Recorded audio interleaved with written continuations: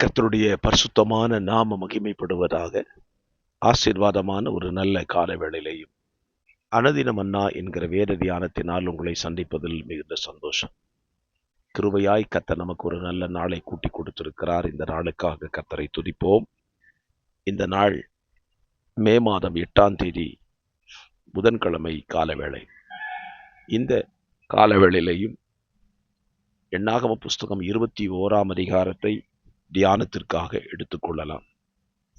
இந்த அதிகாரத்தில் இஸ்ரவேல் புத்தருடைய பிரயாணங்கள், அவர்கள் சந்திக்கிற யுத்தங்களை குறித்து இந்த அதிகாரத்தில் எழுதப்பட்டிருக்கிறது.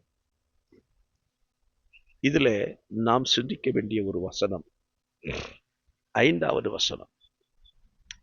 இஸ்ரவேல் புத்திரருக்கு தேவன் அவர்கள் வனாந்தர பாதையில வானத்தின் மன்னாவை புசிக்க கொடுக்கிறார்.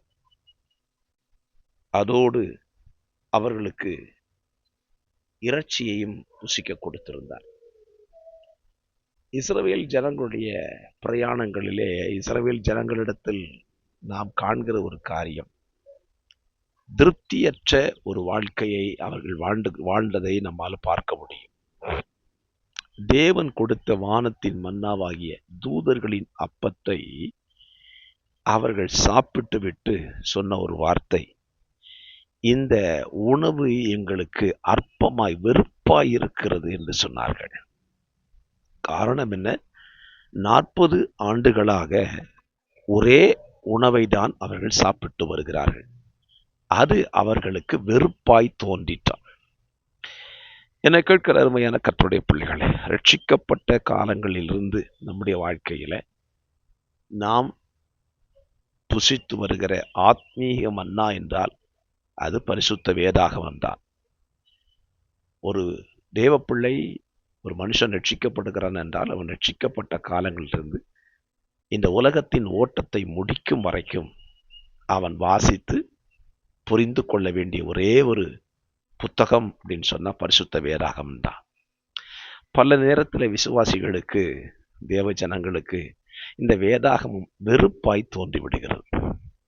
எப்பவும் வாசிச்ச ஒரே பைபிள் தானே, எப்பவும் கேட்ட பிரசங்கம் தானே, ஞாயிற்றுக்கிழமை ஆராதனையில் பாருங்க, ஸ்தோத்திரம், போதகர் பிரசங்கம் பண்ண ஆரம்பிச்சுட்டா பைபிளை திறக்கிறது இல்லை. கேட்டால் நமக்கு தெரிஞ்ச வசனம் தானே பாஸ்டர் பிரசங்கம் பண்ணுறாங்க, இது கேட்ட பிரசங்கம் தானே, கேட்ட வசனம் தானே என்ற ஒரு வெறுப்பு இன்றைக்கு அநேகருக்குள்ளே தொற்றி கொண்டிருக்கிறதை பார்க்க முடிகிறது. என்னை கேட்கிற அருமையான கர்த்தருடைய பிள்ளைகளே, இஸ்ரவேல் ஜனங்கள் எப்படி மன்னாவை வெறுப்பாயிருக்கிறது, அற்பமாயிருக்கிறது என்று சொல்லி அதை சொன்னார்களோ, அதே போலதான் இன்றைக்கும் தேவ பிள்ளைகளாய் இருக்கிற அநேகர் சொல்லி கொண்டிருக்கிறார்கள். நான் ஒரு எச்சரிப்பான ஒரு காரியத்தை இந்த காலவெளியிலே சொல்ல விரும்புகிறேன். அந்த மன்னாவை வெறுத்தவர்கள் கானானில் பிரவேசிக்க முடியாமல் போனார்கள்.